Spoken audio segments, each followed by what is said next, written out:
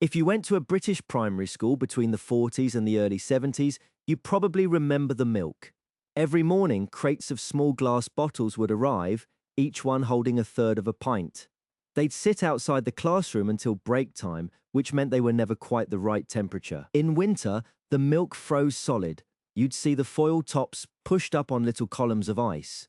In summer, the bottles sat warming in the sun, the milk turning slightly sour by the time you got to it. The whole thing was part of the 1946 School Milk Act, meant to make sure kids were properly fed after the war.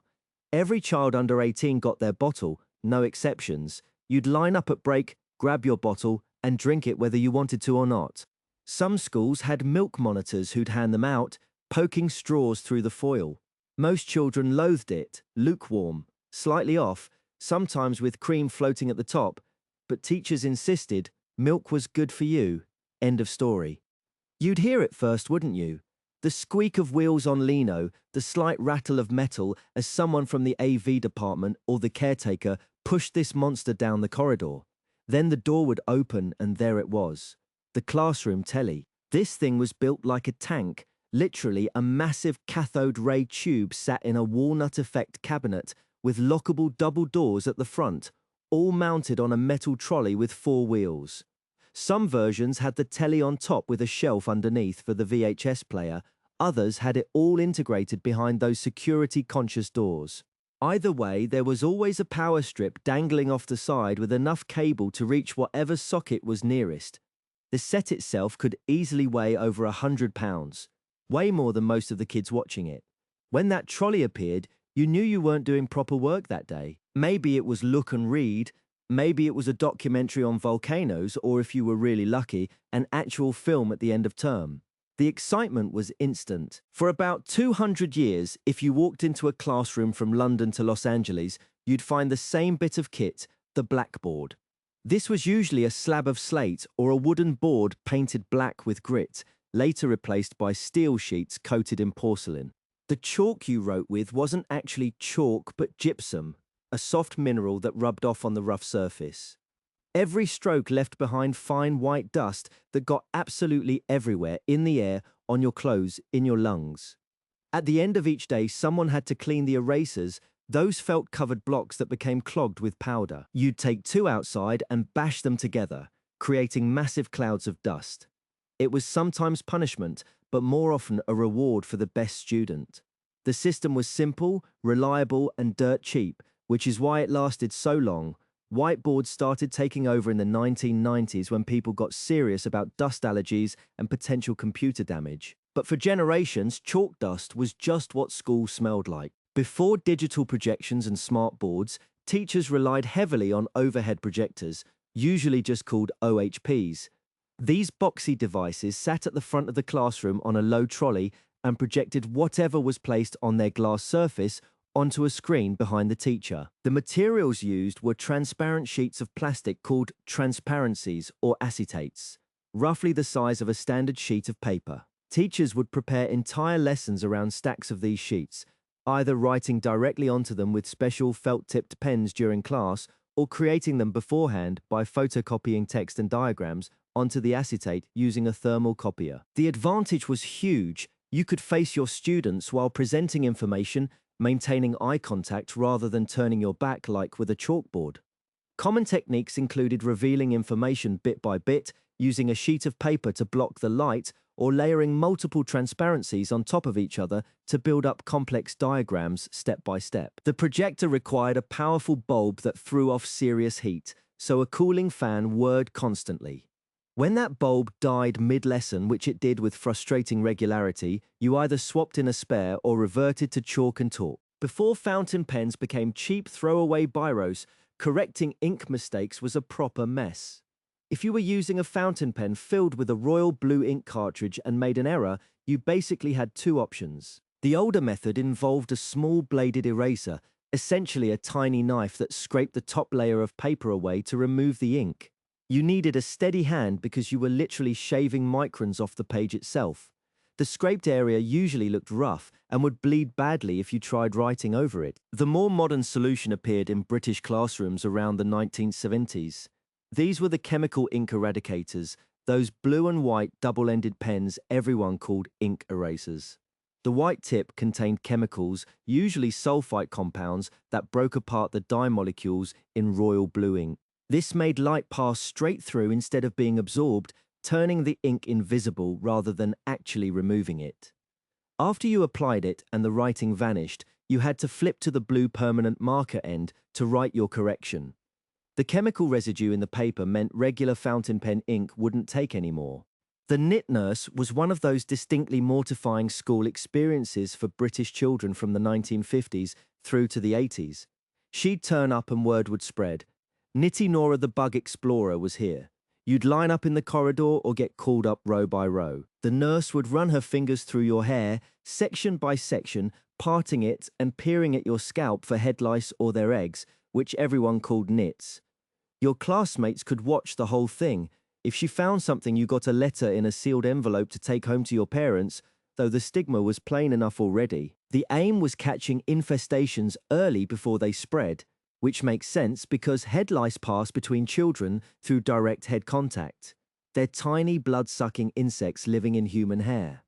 The nurse looked for the live lice themselves or the small white egg cases stuck to individual hairs. This routine vanished mostly by the 90s, phased out as both ineffective since lice scuttle away when hair is touched and needlessly humiliating. Every primary school child in Britain had the same PE kit stuffed into a drawstring bag. You had black plimsolls, cotton shorts, and a white t-shirt. The plimsolls were always the slip-on kind with that stretchy elasticated bit across the top instead of laces. They had a rubber sole and this peculiar rubber label stuck underneath that you could peel off, though it was rubbish if you actually tried to use it as an eraser. The smell hit you the moment you opened your PE bag. It was this mix of rubber from the plimsolls and a slightly musty smell from whatever had been shoved in there the week before. You kept the bag hanging on your peg in the cloakroom, and by Friday, it had developed its own ecosystem. The plimsolls wore out quickly. The rubber would get smooth and slippery underneath, which made you slide about on the polished wooden gym floor during country dancing or whatever torture the teacher had planned. Running about in them was fine, but climbing ropes or doing handstands meant your feet got sore because the soles were thin with barely any padding. If you were lucky, your mum washed your kit occasionally, but most of the time it just lived in that bag accumulating rubber smell and old sweat. If you went to a British primary school any time from the 1960s onward, you probably have memories of the recorder. This was the bit of music education where every child in the class got handed a cheap plastic instrument, usually cream or brown colored, and expected to learn simple tunes. The theory was sound enough. Recorders are small, lightweight, easy to hold for small hands and cost about £5 each. Schools could give one to every child without bankrupting themselves. The problem was what happened next. 30 children, all blowing into these things at once, attempting to play Hot Cross Buns or Three Blind Mice, created a sound that can only be described as absolutely dreadful. It was shrill, it was piercing, and it went on for weeks. The recorder requires very little breath to make noise, which means children tend to blow too hard, creating that trademark shrieking quality. Teachers soldiered through it term after term, year after year. Parents endured practice sessions at home, but millions of people learned to read basic musical notation this way, even if the actual music sounded terrible. Morning assembly was a fixture in British schools for decades, and for most students it meant singing hymns. Every day you'd file into the hall, sit cross-legged on the wooden floor, and wait for the piano to start. Teachers sat on chairs at the back or on stage. The music teacher, or sometimes a talented student, would launch into the opening bars, and everyone would join in. Hymn books were small enough to fit in your blazer pocket, tatty paperbacks with titles like Come and Praise or Hymns of the Kingdom. You knew the standards by heart. Morning has broken for a calm start. Lord of the dance when someone wanted energy. Autumn days around harvest time. The head teacher stood at the front, delivered a short moral talk or announced sporting achievements, then everyone said the Lord's Prayer. The whole thing lasted 15 or 20 minutes. By the 1970s and 80s, it wasn't really about religion for most schools. It was about the ritual itself, gathering together as a community and singing the same songs week after week, year after year. You joined the queue near the hatch, dinner money warm in your palm, watching steam curl upward. The line shuffled past formica tables where older years sat, cutlery clattering against trays like percussion.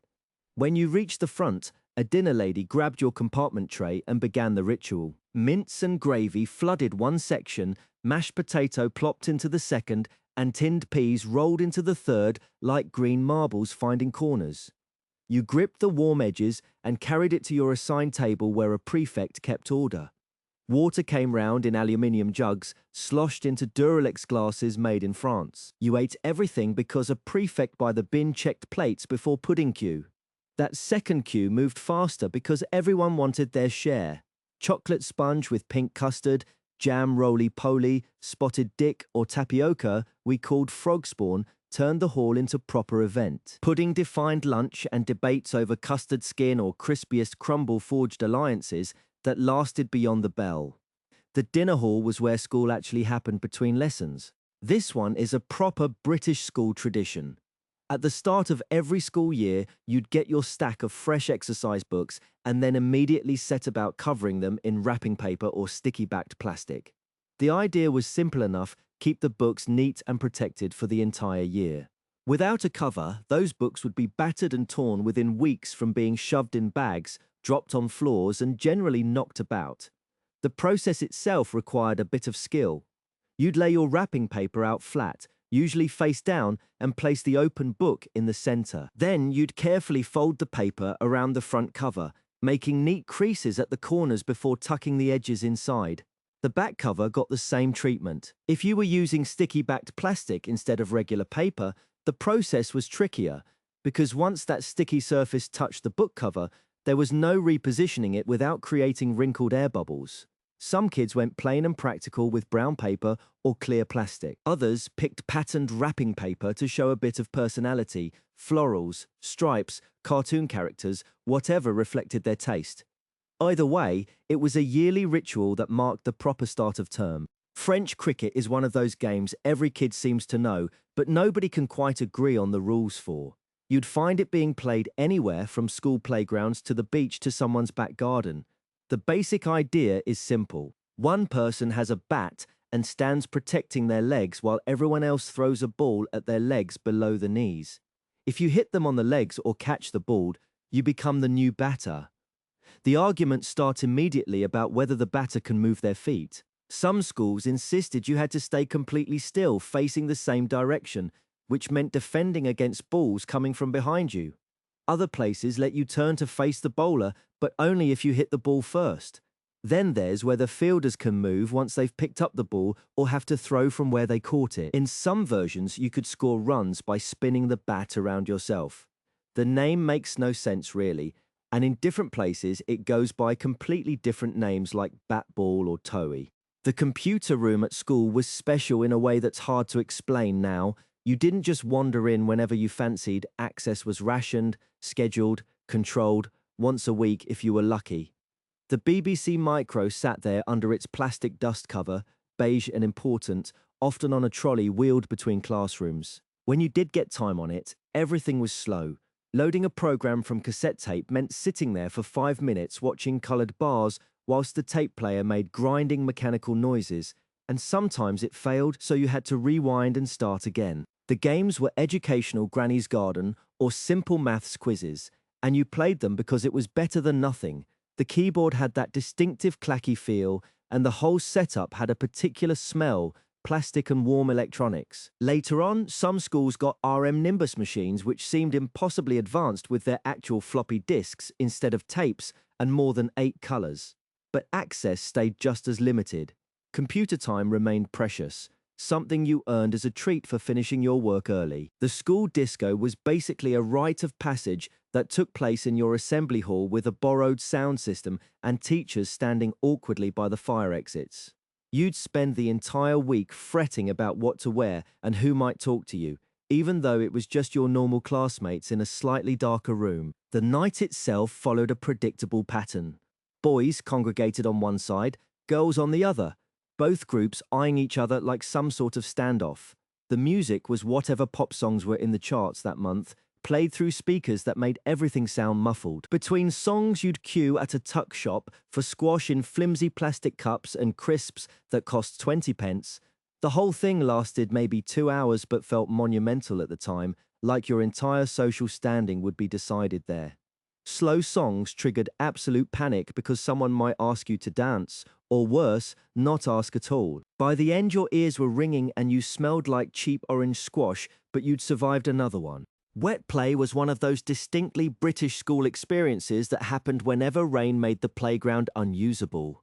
The teacher would announce it with a particular tone, somewhere between apology and warning, and suddenly your break belonged to the classroom instead of open air. You stayed inside while weather battered the windows and the whole room changed function. Desks became game stations.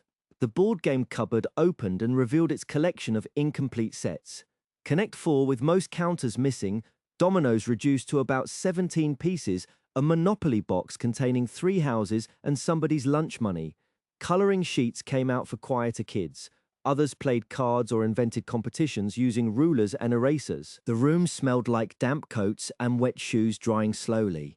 Energy that should have burned off outside got compressed into furniture and low voices, which made everything feel tighter. Teachers either relaxed the usual rules or enforced them harder, depending on tolerance for contained chaos. Outside, the playground sat empty and glossy with rain, visible through glass but completely unreachable.